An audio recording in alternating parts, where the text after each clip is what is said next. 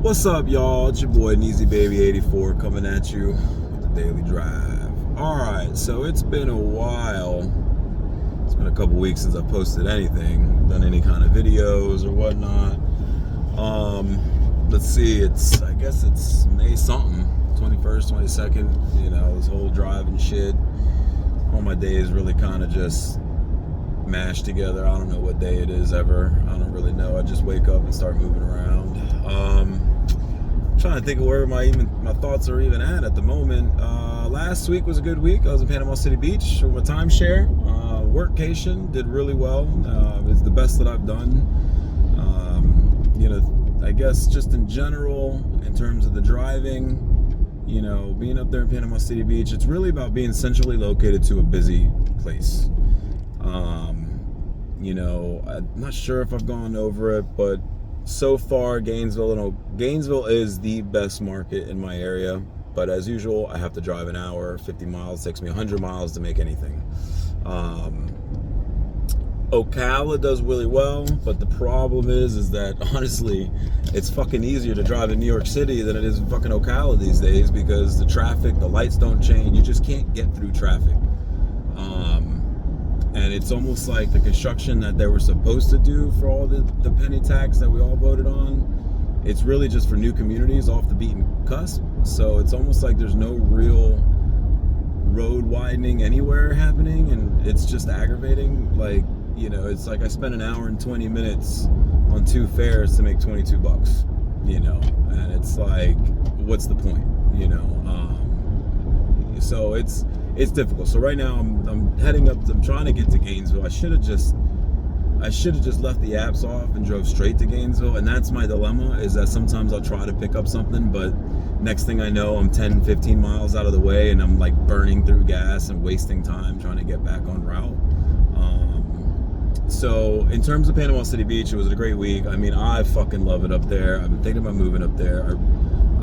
It's hard because, so in general, I think about moving up there. And as far as the driving goes, it was literally my best week, man. I didn't waste more than a tank of gas, and I made 900 bucks off of it. And I probably went out, I went out like five days for that week. Sunday, Monday, Tuesday, Thursday, Friday. I did 5 days of driving, and I might have put in, I don't know, say 30, 35 hours. So it wasn't bad. And for the first time in 3 months, I didn't have to fill up for that. Like, the problem being down here in my area is because I have to travel 100 miles round trip, 120 miles round trip, I'm wasting so much money to get to a location where I can make money. And it's been like, this was the first time that I didn't have to break into my savings to pay a bill. And it felt great. But here I am back in the middle of nowhere, BFE, Florida, and it's just like, what the fuck, man? So it's hard. It's really hard. It was really hard to come back. I almost didn't come back. I was really racking my brain. I was looking at the cheapest motels possible, just to see what a good weekly rate would be, just to kick it up there and just keep working. Because it's like, the way I look at it, it's almost cheaper to pay a week's worth of motel fees than the amount of gas that I burn through trying to make money out here, and if anything, even if I broke even on that, I'd at least be at the beach. It was nice. I'd wake up, I'd go get my donut, I'd have breakfast, I'd go to the beach, do a little swimming, I'd get some reading done, and then I go out at night and make money, and it's season up there. Everybody's coming into town, everybody's visiting, college kids were in town. Well, they were in town the week before I got up there, but tons of people driving and so on and so forth. So, no matter what, it's like, the best part about it was like, I barely had to leave the timeshare. I could just start the applications right then, and by the time I walked to the vehicle, I got something coming in. And no matter where I was only like 20 minutes away from being back at the crib. Even when I picked up this guy from the airport, took him all the way out to Seaside, it was like a 40-minute trip, but 15 of that was coming back from the airport just to get back to my area, and then taking 98 all the way out to 38. Well, he didn't go down 38. It was just straight off 98 at one of the resorts out there. But the point is, it was nice. It was really nice. It was like, it felt great because I felt like I was actually productive. I wasn't racking my brain. Sure, like being back down here, you know, I had the slow nights. That first day in town, I made a couple $100 in just a few hours, and I was like, oh, that's great, you know. And I thought it was going to set me up for the week, but at the same time, a lot of people leave around that time. So then Monday and Tuesday were kind of a bust. Not really. I still made money. I didn't spend money on gas like normally. The crib was right there, so I didn't really have to pack my cooler. I could just stop back at the crib whenever I wanted to grab lunch, take a nap, and then go back out later in the evening. So it definitely worked out. So it's definitely been difficult this last week. Also, I've just been battling this fucking cold for, honestly, like, it exacerbated when I was in Panama City Beach. I had this couple get in the truck with this little kid who was coughing up a storm. I meant to roll down the windows to air out the vehicle, but I was worried about traffic and I never got around to it. And then by the next day, I was like, I felt the fever. I still have sinus pressure in my ears, but honestly, it's been sneaking up on me the last few weeks because I've been feeling it. So, here I am, you know. So in terms of like not feeling well and then being back here where I really just hate it here. I don't like it at all. I don't know. It doesn't matter. You know, the fact is I'm here and I'm trying to figure out what I'm doing here. And lately, in terms of Panama City Beach, workcation, another big portion of that week was getting my bearings straight and sitting down with a pad and paper, or a pen and pad, or pen and paper, and building an outline. So I sat, listened to some Jay Townsend. Jay Townsend is a political pundit, and he's somebody who a lot of politicians, it doesn't matter what side of the aisle you're on, they use him to get kind of forward motion and progress in their political careers and campaigns. And I watched one of his videos where he outlines like a number of things.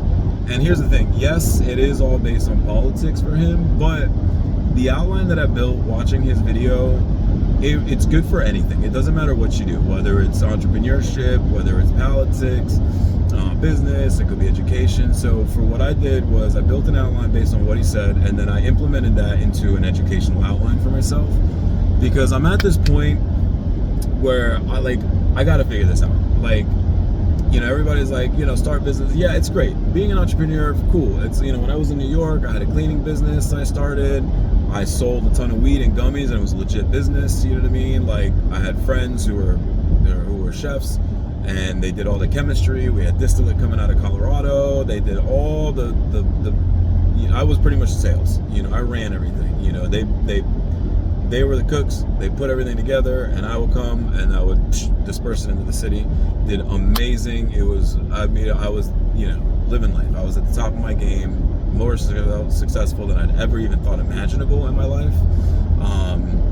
And, you know, so my problem is that even last night I'm talking to these ladies in the car and I'm saying, hey, listen, I do airport runs, so on and so forth. But they're talking about business and so on and so forth. They were like, you know, it's such a nice community. People will buy anything out here. I was like, no, you're absolutely right. You know, it's a niche community in the villages and in Ocala, and it's good and it's bad, because what's good, it's convenience. Anything you can come up with that people will find convenient enough to pay for, these people have money. And they've built an entire career establishing nest eggs and financial backing, IRAs, 401ks, whatever the case may be. These people have it. And in this time of life, when people are on the end of it, they just want convenience. They want to be able to pay somebody to come in and get the job done. A lot of people, yes, are balling on a budget, so they don't want to spend more than they have to. And a lot of people try to undercut or underbid or whatever the case may be. But the fact is that it's a niche market. And sure, there's so much, but it's also saturated, right? And depending on like whether it was the junk removal, even my driving, it's a saturated market, and trying to compete in that can be difficult. And of course, it all comes down to marketing and who you are. I am literally one of the top bartenders in my area. I've made a very big name for myself. You know, I got an extremely big following, a lot of people that support and love me, and, you know, look to see what I'm doing and where I'm at these days. And it's hard because I do love bartending. Every time I think about it, the hackles go up, and I'm like, I don't want to deal with nobody. I just don't want to deal with food service. If I could have a bar where I'm just slinging drinks, no food, no servers, especially servers, no dumb managers, no dumb rules from a fucking owner, you know, none of that bullshit, I'd be great. That's not really the case down here. It's not like it's New York. So here I am. I'm building out these outlines of Panama City Beach, and look, man, my background in college is, I graduated cum laude with political science. I minored in history. I was very politically active in New York City. I lobbied against fracking, and that was on my own. I lobbied Tin Cup Tuesday, funds for education for the college that I attended at the time for my associates. Excuse me. I went with the vice president, the president, the chief of staff, my homegirl. We went to Albany. We sat down with senators. We gave, our stories, and I met the mayor during the pro bono, Citizenship Now, Pathways to Citizenship for Migrants, and so on and so forth. I tabled for the Roosevelt Institute. It was just, I was a man of action. I was in it, and I was in it to win it at the time, But at the end of my college career, it was difficult because even one of my mentors, the vice president, she was the director of O&B for a while. The TKS steps in Times Square was a part of her budgeting when she was a part of the city.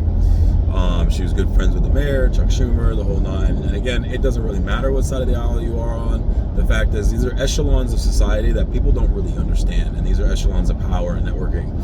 And so she had taken a role down at Borough Manhattan College, down in Lower Manhattan, and I was helping get some stuff out of her office down there, and we were talking.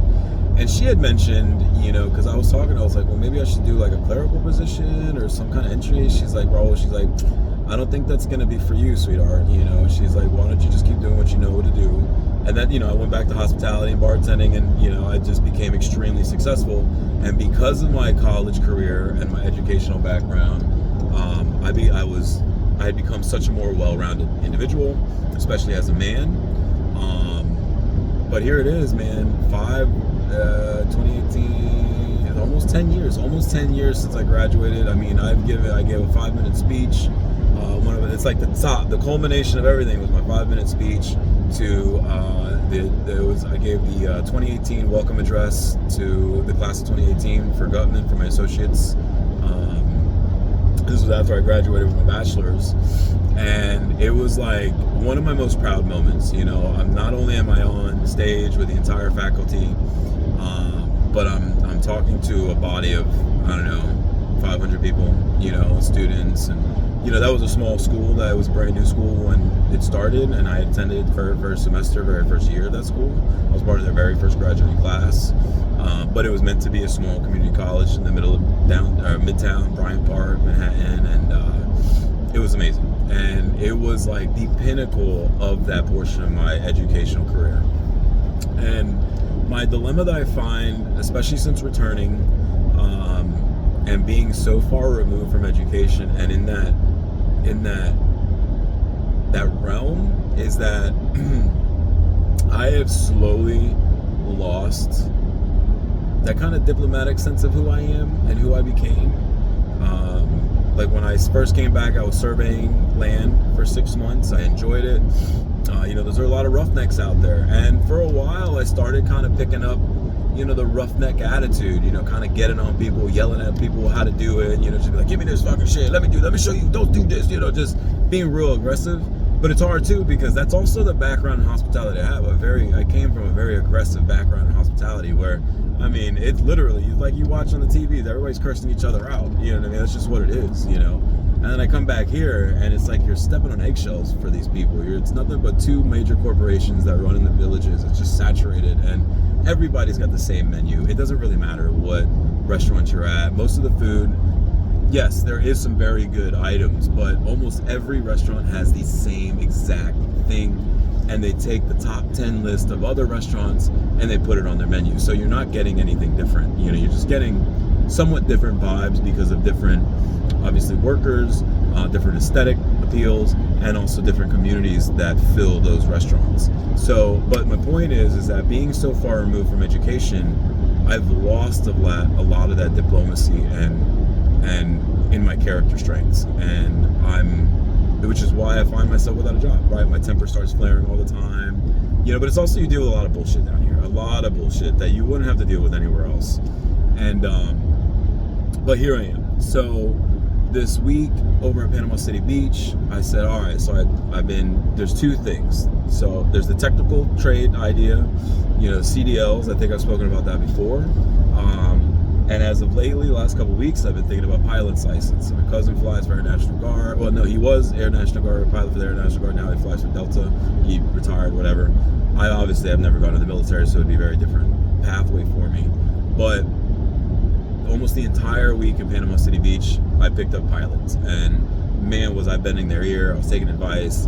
And one of the first ones, he's like, listen, the first thing you got to do is take a discovery flight to see if that's something you want to do. So I plan on doing that, and right now I've got two major outlines. Yes, there's the idea of CDL, but it's hard. One of the elders at church was like, Raul, you're going to be out there all alone for mad hours. And he's absolutely right. I'm a very social person, which is why the driving fares works for me, because I at least get some kind of interaction. But it is grueling. It is very grueling. And unlike when I was in Panama City Beach and I could go out 4, 5, 6, maybe 7 hours and then be right home, or just stop and then enjoy myself wherever I'm at because I'm so near the house or the timeshare. Now being back here, like, it's back to like a hard grind, because the hours go up, the distance goes up, the mileage goes up, the gas goes up, and it becomes a grueling grind, and it's starting to put a lot of stress on me. And this is where this last week I'm like, all right, bro, like, what am I doing? And then you go back to, it's like, you remember that old commercial, this is your brain on drugs, and they crack the egg into the cast iron pan and it's just sizzling.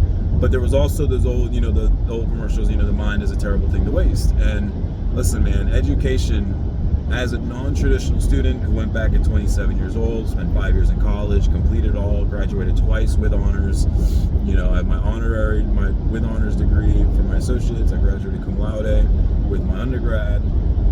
And, all the work and effort that goes into it, and really utilizing your mental strengths and your intellectual strengths. And, so with politics, research, and critical thinking and analysis is my background. It's what I do best. Especially in these days of political turmoil, everybody's up in arms about, yes, in terms of the war, I definitely am not in support of the war, but it's still an kind of thing. And the biggest problem, and I'm just going to say this because, the fact is that all these people online, I've been taking a big step back from politics over the last few years since living in New York. I just kind of media blackout. I look at the headlines, I make my assumptions about whatever propaganda the left or the right's trying to give you, and then I go down the center and I make my own, I come up with my own conclusions about what's probably going on, because you can't listen to anybody online. Everybody's kind of dumb, and listen, let's be honest, like, everybody on your Facebook page is not smart, right? Everybody has little quips they want to say.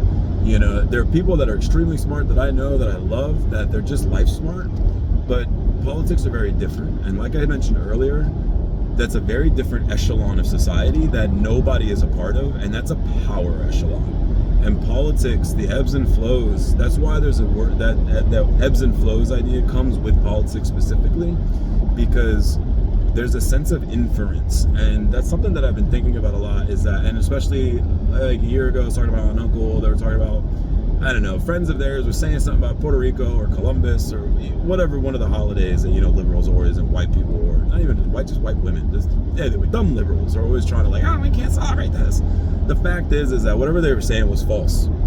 I know it's false because I have Columbus's writings in my library. I have books in my library, and I have historical annotations about stuff, about when Columbus came over and what happened, and so on and so forth. And what really it comes down to is inference, is the fact that people are life smart and they think they know what they're talking about when it comes to politics, but they really don't, because they don't know how to critically analyze anything, and they don't understand the depths for which a decision goes, or the depths of what is being made by decisions on the political spectrum. And that goes for not only local municipalities, it can go for anything from, low-end politics, like I said, localities, to state and governments, all the way to the federal level, all the way to the international level. And there's political implications over everything. And it is a battle. It's a big competition, especially over world power. And I just want to say that because I read the stuff of my friends. I love my friends, but let's be honest, like, nobody's smart enough to really understand what's going on. Not to say that I am either, but, and I don't want to sound judgy, but maybe I am. And this is a sense of like what happens when people don't pursue education. And, I know the technical trade, everybody's like, oh, go into trade. But the fact is an educational background truly promotes forward critical thinking in life, you know. And of course, what people don't really understand is it's up to the individual of what they're studying as to whether or not they're going to use that, and whether or not there's going to be money in that curriculum, or at the end of that curriculum. You know, what is your ROI? What is your return on investment? You know, and with politics and history, for me, I personally went to college because I wanted to be more informed. I wanted to understand my place in the world as a brown boy, especially growing up in the middle of a black and white war, Summerfield, Florida. I was the only brown kid in school for almost 10 years. And, you know, it doesn't matter to white and black people, you're just Mexican anyways. I'm Puerto Rican and Salvadorian, so it doesn't matter. You know, when it comes to race relations, blacks are literally the worst. They are the most racist people out there. They're just blacks or white Karens. You know, they're out there causing just as many problems as anybody else. In fact, all you got to do is turn on your news, and it's either women causing problems or blacks causing problems, and that's about it. Now, in terms of international, it's Jews and Muslims. I'd say bomb them all and be done with it. Anyways, I digress. I'm ranting. So, educational backgrounds. Let's get back to that. So here I am. I feel like I'm losing a lot of those characteristic traits that gave me strength as becoming an adult, because I became an adult in New York City. I became a man in New York City. I refound the Lord in New York City, along with my finding of education and the pursuits of it. And again, I went to school because I just wanted to be informed. I wanted to understand where I fit, you know, sociological imagination, C. Wright Mills, understanding one place in history, in the world, and in their environment, understanding the factors of migration that stem from hundreds of years in the past, and, you know, just everything involved with that. So here I am. I'm like, man, so I have this conversation. I'm kind of jumping around. Again, random, no topics list. I needed to get something out, and my mind has just been everywhere. So I'm talking to these ladies. They're like, you know, it's a niche community. It is a niche community. The dilemma with a niche community, it's a community based on convenience and service only. And yes, somebody at church said it the other day. You know, no matter what you do and you're in the service of others. I get that. I do. I understand that as such. My biggest problem with that is that I don't want to be in service of others, of service convenience. And I need to be in an industry, especially intellectually, where it's a service of necessity. You know, construction can be that, you know, and I'm gonna get to another thing about growing up in the middle of nowhere and the disservice that does to people. So, you know, for parents who want to move to the middle of nowhere with their kids, and then there's just zero opportunity outside of construction or laying concrete for the rest of one kid's life, or plumbing and HVAC, and sure, that can make you money if there's development in the area. I mean, in my area, the only reason people really promote it is because Harold Schwartz came to town and brought a dream with him and found a place to build, which put people to work. Because even back in my day, growing up, there was still no money in it. You know, nobody was making money. You know, it was country. There was cows, peanuts, and horses, and orange groves, and watermelon patches, and nothing else, you know. And so I say to myself, I don't want to be in service of convenience, you know. In a way, the rideshare is both. It's convenient and necessity, because there's a lot of people without, so they need to get around. So that works, but you're still at the whim of the need of the area, you know what I mean? And that's the one thing about Panama City Beach, tourist destination. Everybody flies in, nobody has their cars with them, everybody's drinking, everybody needs to get around. It's a very huge Jamaican population out there that runs Panama City Beach. And because I was actually working this time, I learned this after 3 years. This is my third year going. It's the Jamaicans that run it. They are all the workers. In the mornings, it's all who I'm taking to work. In the afternoon or in the evenings, it's all who I'm taking home from work. And you'll see their little enclaves gathering at the gas stations where they have their Jamaican food trucks and everybody's hanging out. It's pretty dope, you know, it really is. So here I am. It's like, okay, so I have my outline. I got the technical side of things. If I pursue some form of technical aspect, so pilot's license, CDL is a technical idea of trade. It would give me something to focus on. And I really want that. I want to have fun. I want to have an adventure for the rest of my life. I really do.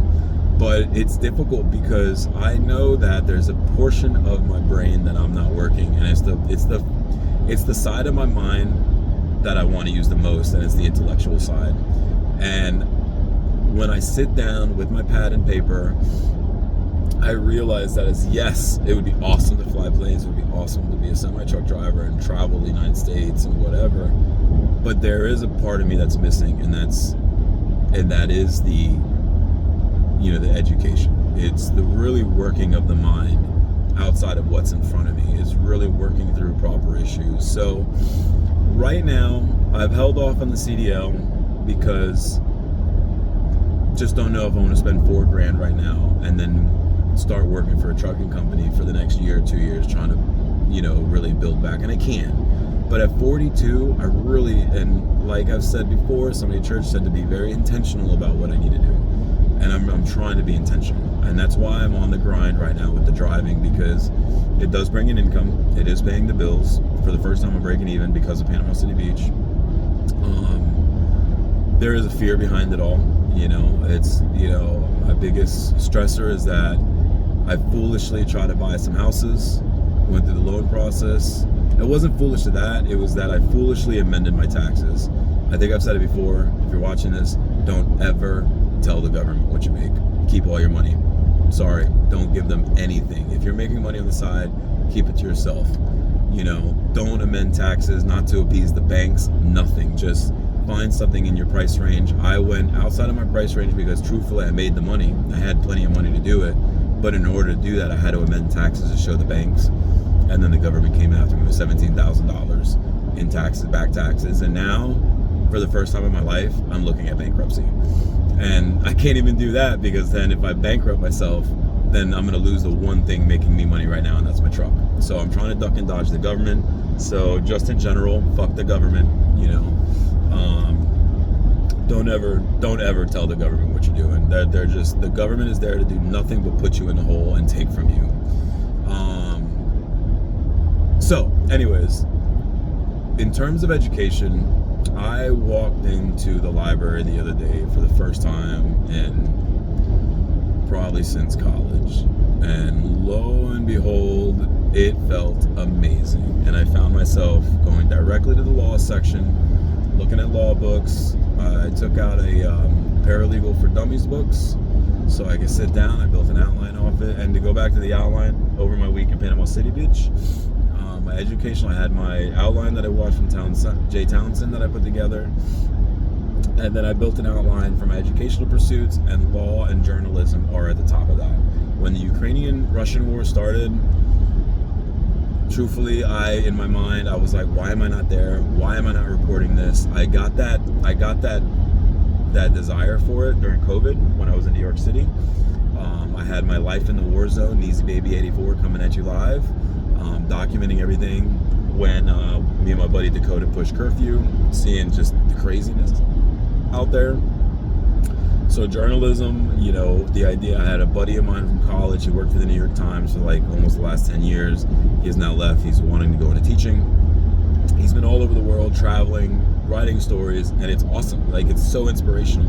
And I'm like, man, what the fuck am I doing with my life over here? Just dicking around in the middle of nowhere. But then there's law, and with law, it really, I took a law elective in college, my very last semester. It was definitely a lot more work than I wanted it to be, for my last semester, but I loved it. I absolutely loved everything about it. Coming from a background where I got into trouble a lot, it was nice to see the laws that hold precedence for the problems that I found myself in. And in terms of critical thinking, it's nothing but critical thinking and research, and I love research. Like, when I sat down in the library, I tore apart Sunday, my first night back. I was sitting on the couch. It was also the last day I smoked. I'm 17 months sober, and now I'm cutting out weed. So pray for me, because I'm kind of going insane right now. I have nothing to numb the pain, and I'm trying not to burn through cigarettes the way I am. So I'm like Mr. Sober these days. And if you know me, holy shit, who would have fucking thought that I'd be Mr. Sober? But a lot of it's also because I know that I want to be ready in the event that I make a decision for something that's going to take a drug test. And not to say, yes, my buddy was like, bro, you could just do a detox. Yes, I could do a detox, but it's not the same. I want to be clear-headed. Like with the CDL, like just backing up my little trailer. When I'm stoned, I can't back that damn thing up at all. You know what I mean? So I just want to be clear-headed in everything that I can possibly be in. So I'm definitely working hard at being sober right now. It sucks. It really sucks, because now that I'm not smoking as much, I'm like, damn it, I want to have a drink, but I don't want to start drinking again. So I'm trying to find a balance there. So law, I tore apart I put my entire libraries in 2 big 40-gallon Cobalt totes in my spare bedroom / office space, and I started tearing books out of there. I found my criminal procedure book, I found my court procedure book, and I found my constitutional law book. Pulled those out, threw those in a backpack, threw a clipboard with a pad on there, a couple pens, and I went to the library. Now, I'm looking at the LSATs. The LSAT prep book for dummies has been checked out. It should be back in circulation on the 30th. I have an LSAT reading comprehension book on hold, which was supposed to be in today, but it's the holiday, so the girl said it'd probably be in on Wednesday, which is fine because I still have the paralegal book to read through. And I'm really contemplating law. Like, I don't know. You know how everybody says don't say anything about anything you're doing lest it fail. Hey, listen, man, if there's anything about the last year, especially in my life, it's been nothing but failure. Nothing but failure. I have everything that I have attempted to accomplish is just falling apart. It's just falling apart. And not to say that I didn't think there were good moves. It's just nothing worked. It wasn't meant to be, and I'm struggling to get beyond that. My last 5 years have been stagnant. A lot of it is my own fault, whether I look at it biblically or just from a life standpoint, or both. I became stagnant. I became comfortable. I made no decisions. I didn't make the right moves. It was all me in that regard. I didn't look to build anything out of all the money that I've made and wasted over the last 5 years. I've done really well, and now 3 months out of work and doing my thing, I've burned through the last 10 grand that I was sitting on, and so here I am, and the school, and so I'm in this in-between conundrum of wanting to do something fun, especially like the pilot's license, and going back to school, because no matter what, I have fun in school. I love being in school, and as an adult, I really like.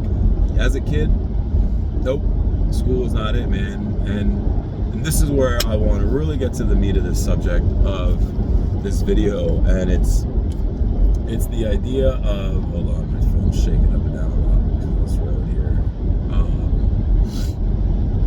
A lot of it comes down to location. So my grandfather, who raised me, he retired in the mid-'80s and moved out of New York City to Summerfield, Florida. And the fact is that his eldest brother, my great uncle Victor, my great uncle Victor was already down here, and so he got my grandfather to come down. My grandfather bought himself a patch of land, had a house built, joined the local church, became a leading member of this community, and a head usher for 30 years at Oxford Assembly of God. My mother didn't pursue, but followed him down and brought me with. And to be honest, it was the biggest disservice my parents could have ever done. And in any regard, if you're a parent with children, you may want to be in the country, you may want to be somewhere, but do not move your children to the country. Do not move them to the middle of nowhere. I think there is benefits to it. You learn ownership. You learn to kind of like in terms of household, you learn to fix things on your own. You're more hands-on. But when there's no opportunity, you're pigeonholing you're putting your children into a pigeonhole of nothingness. And again, the only reason there is anything where I'm at is because of a man from Michigan who made his gazillions of dollars in advertising and marketing. Harold Schwartz made his billions. He was the man who came up with the idea to put pictures on matchbooks, and that's how he did it. He wanted to find a place to build a community of golfing for his rich friends, his golfing buddies, and so on and so forth. And he found our area. And if it wasn't for him, we would still be like the poorest area in Florida. Sumter County, outside of the villages, is still one of the poorest counties in Florida, so there is nothing from where I'm at if it's not for the villages. And that's a problem, and that's a big problem. And I'm definitely not, I've dealt with a lot of bitterness and resentment over the 5 years of being back, especially with the drama that my parents have put my sister and I in or through. I'm pretty much past that now, and it's not anything about resentment or bitterness because my parents moved me to the middle of nowhere. It's just a matter of understanding and being aware that, like, I'll never do that to my children. As, like, I do love the country, and the novelty of coming down on vacation and being back in the country, it's gone because there's really no country left. It's funny because now there's no country, it's still poor, and it's just retirees, and unless you drink the Kool-Aid of the villages, there's nothing out here. And for people like my sister, who has done very well, she found her niche community, she became a realtor. She is amazing at it. She's wonderful. I love my big sister. Everybody loves my big sister. And she found that. But you got to drink the Kool-Aid. You have to drink the Kool-Aid here. And I, truthfully, in terms of my stagnancy of being back in this area, I don't want to drink the Kool-Aid. And I've been trying to drink the Kool-Aid, and I think that's why I've been failing, is that I've been trying to drink a Kool-Aid in a place that I'm not supposed to be at. And there's a big acceptance of that.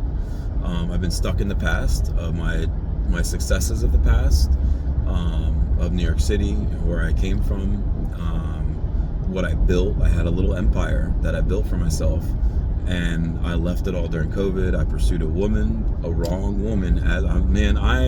Look, you show me a red flag and I fall in love, because I love red flags.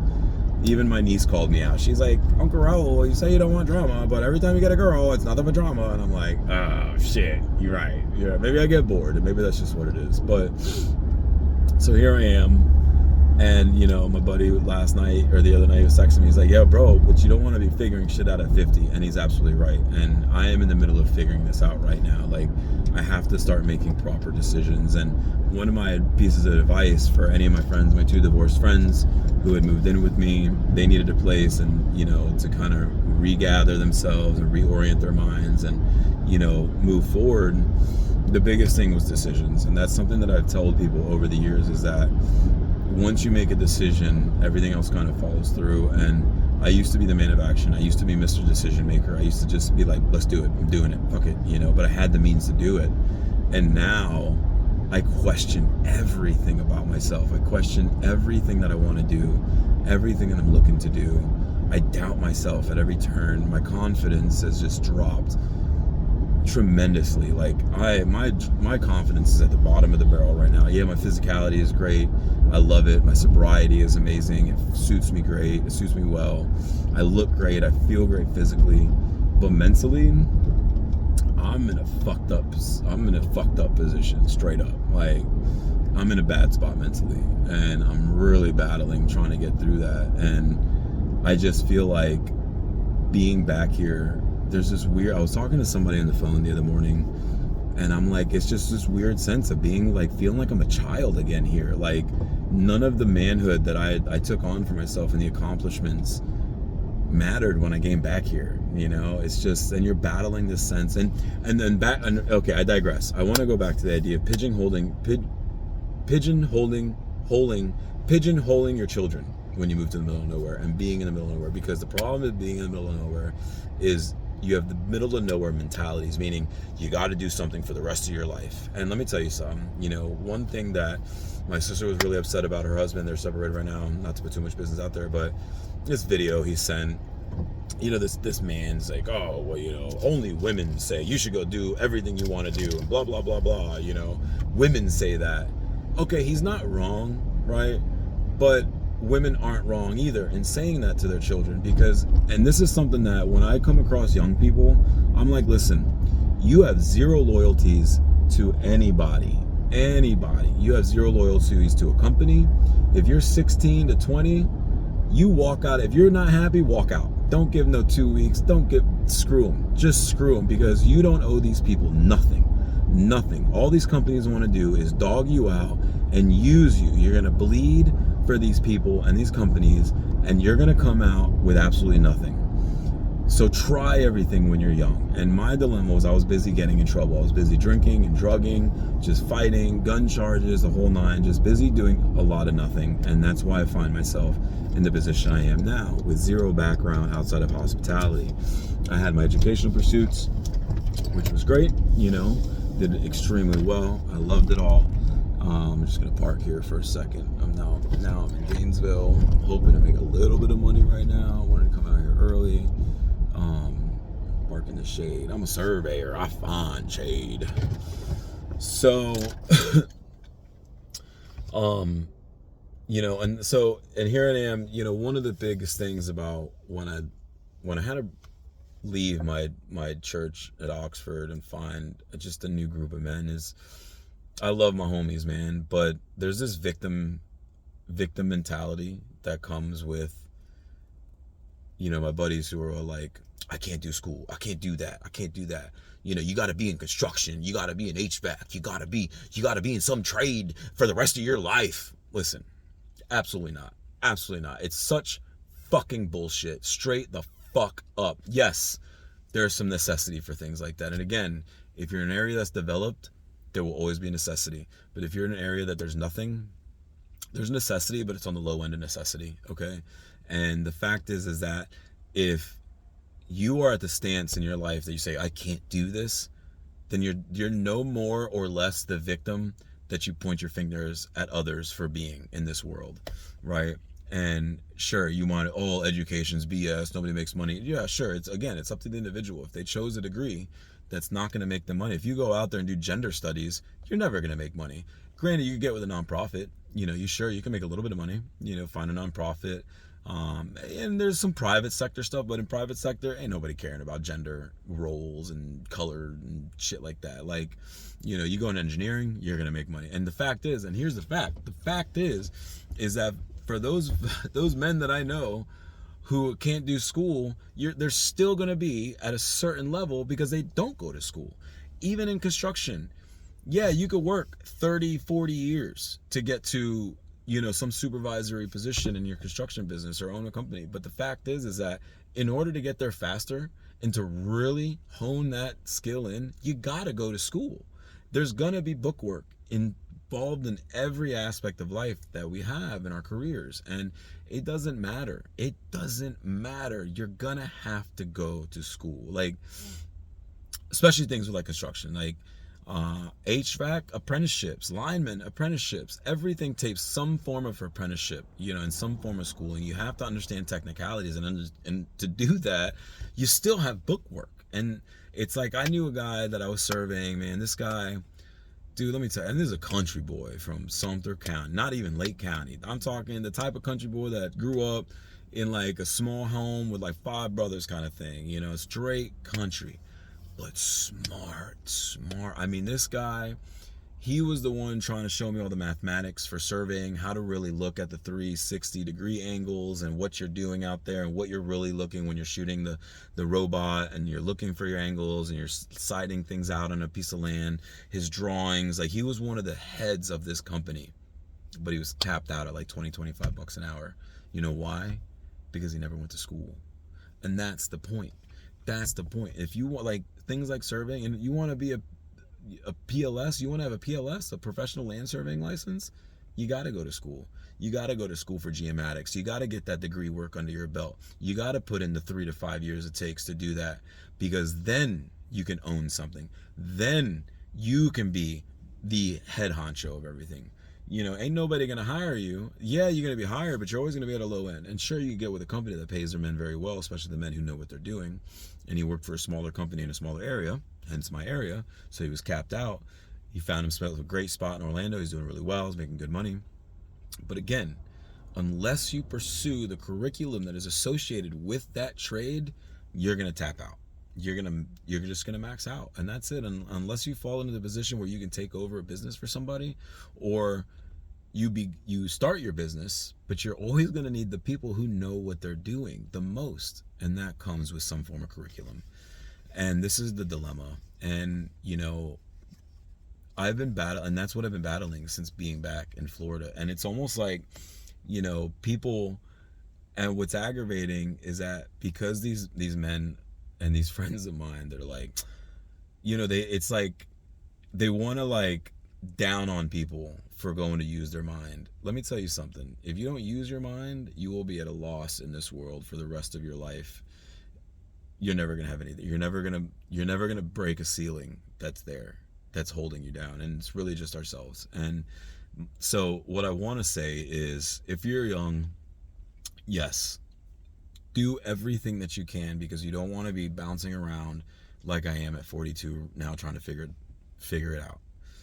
If you find something you love, stick with it.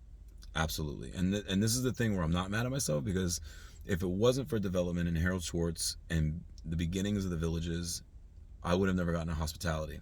Listen, there was nothing available.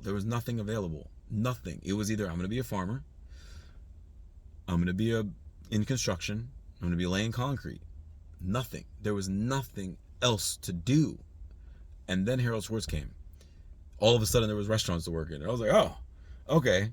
I got to be out there breaking my back. Let me go. And now, granted, 26, 27 years later, hospitality. But here's the thing. If it wasn't for that, I would have never been able to go to New York and become the successful person in the industry that I was. I was at the top of my game. I worked at some of the best clubs. I worked at some of the best restaurants.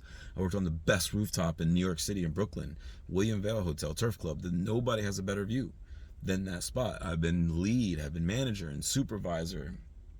I mean, the thing about the Villages, it's growing into a lake, but it's still a pond, right? And when you're big in the Villages, you're still just a big fish in a small pond. These restaurants make money. Okay, you may have made $11 million in this year at this country club, but I'm over here captaining an $11 million event for the next 7 days. That's what I'm doing. That's where I come from. So my aggression in the industry comes from that background of like, no, I know what I'm doing. You know what I mean? And then having to deal with sensitivities, man. Women, detriment to society, straight up. Let's be honest. The hyper majority of women out there, sometimes I don't know if it's a strong minority or a strong majority of women that are a true detriment to society, because I have tons of women friends that I love dearly, that they do their business, they make sure everything is held down, and they run their households, they get up, they do the damn thing. But being back here, let me tell you something, I've come across more problematic women, and it's really just generational, honestly. Like in the last 10 years, women have become a huge problem. And when you look at feminism over the years, there's a woman feminist, I have her in my studies somewhere, I gotta look online, but she even says that women are a detriment to society, because now we're on sensitivities, and we got to step on eggshells when women are around. And a lot of the time in the workplace, women can't get it done the way men need to get it done, but that's another topic for another situation, or for another time. And so here we are, here I am back in the middle of nowhere, trying to grind out, trying to figure out what I want to do. And obviously there's the idea of starting businesses, trying to decide on what's not a saturated market to be in a business, right? And then having to compete to gain footing for that. And I know that I can. I have a couple airport runs. I have an airport run this week and next week coming up. It's very, it's just a couple, but it's something for what I've been promoting for myself, But a lot of it is my desire to not be involved with this area, and I have shot myself in the foot. It's hard. I have attempted to drink the Kool-Aid, and it has not worked at all. And it just shows me that I'm not meant to drink the Kool-Aid out here, at least not in my area. And on top of that, because of my lack of desire to be involved, even starting a business, why would I want to it's hard, because I still don't want to start something that's going to keep me there. I don't want to build something there. And this is my dilemma. This has been my dilemma for 5 years, since my return to Florida.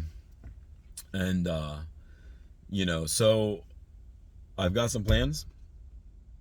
The library was kind of like the first step. I got my ass up the other day, and the library is literally like 3 miles from the crib. Oh my God, I hope I don't have the hiccups. I fucking hate the hiccups. The library, it's so funny, because I walk in, and I haven't been in a library since I was in New York City. And if you can only imagine the size difference, you walk into a library, and there's like 5, 6, 7, 8, 9, even 10 floors to the library. And it's just an immense catalog of information. And then I walk into mine and I'm like, oh, wow, this is so small. So small. Like, the one book I need is checked out, whereas in New York, you'd probably have like 20 of that. But it's all right. It's all right. I'm utilizing what I have. And it felt good to have my little library card again. I had like a $5 fee from like 20 years ago. And there's not even any information on the book that was checked out. I was like, man, I hope I don't have like $1,000 fee. You know what I mean? But it felt great. It felt so good to be at the table, my book spread out, my computer opening, me reading through this material, taking down an outline on the paralegal stuff.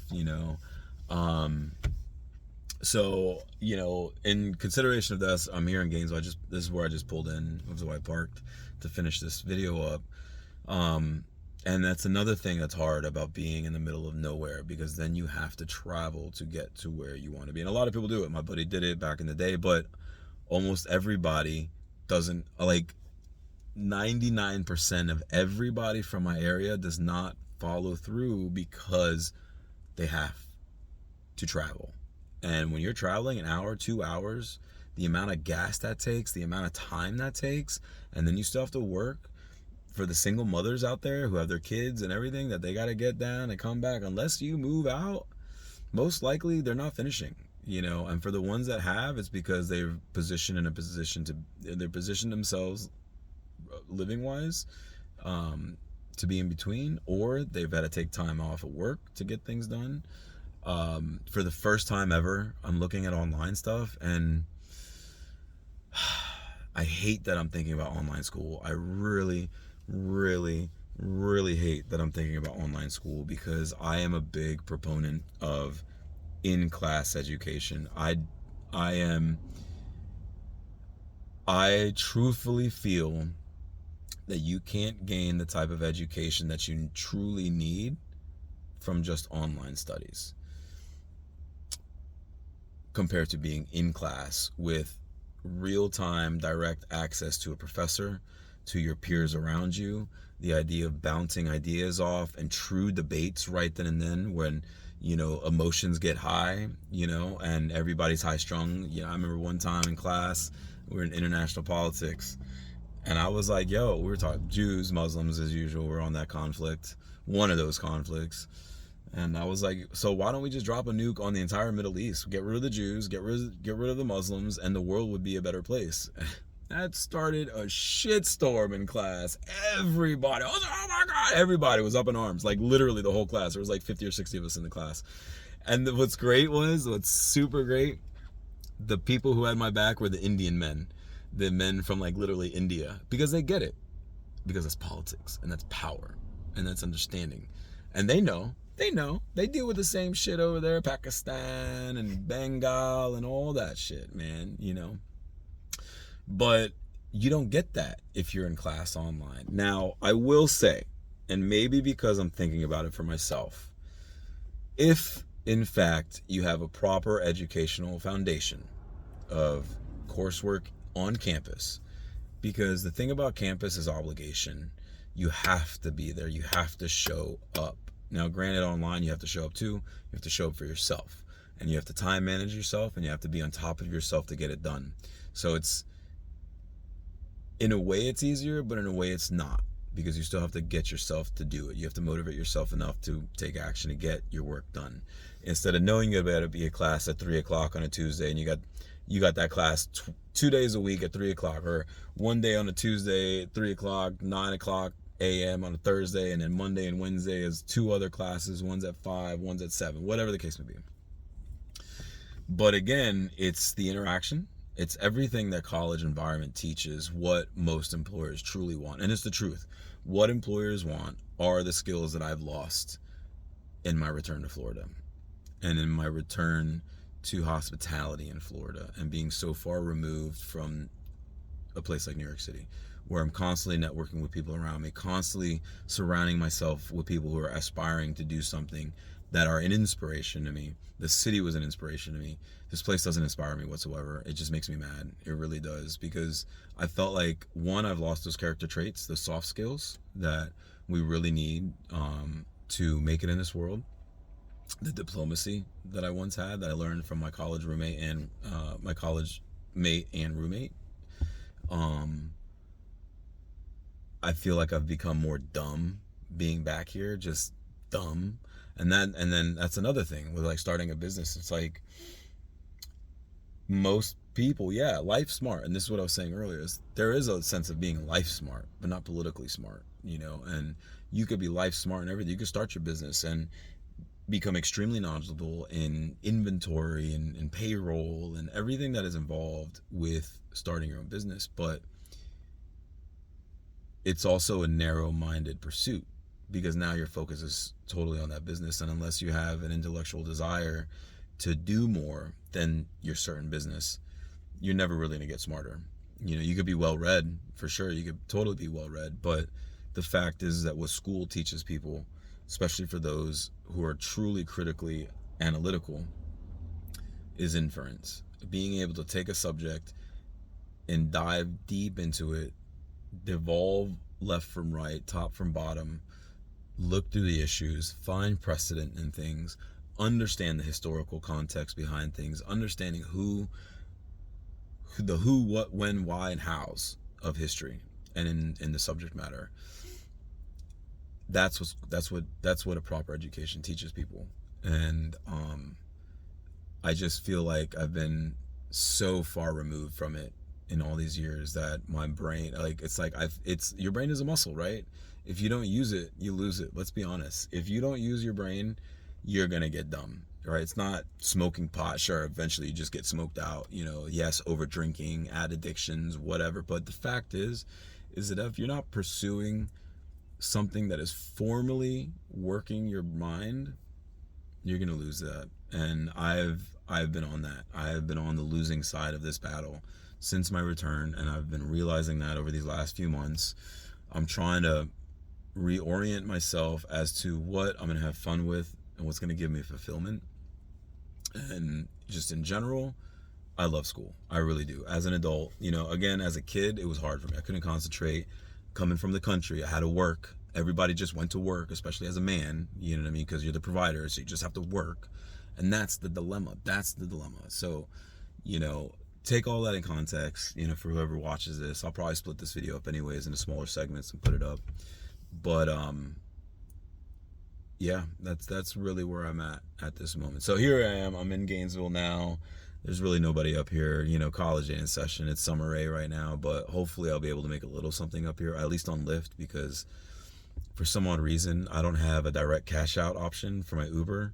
And in my area, it's mostly Uber, but I have to wait till like Tuesday for that money to be able to get into my account. Whereas with Lyft, I can cash out every day, which I might have to delete the app and re-download it to see if that fixes anything. But we'll see. But either way, this is an Easy Baby 84 coming at you with the Daily Drive.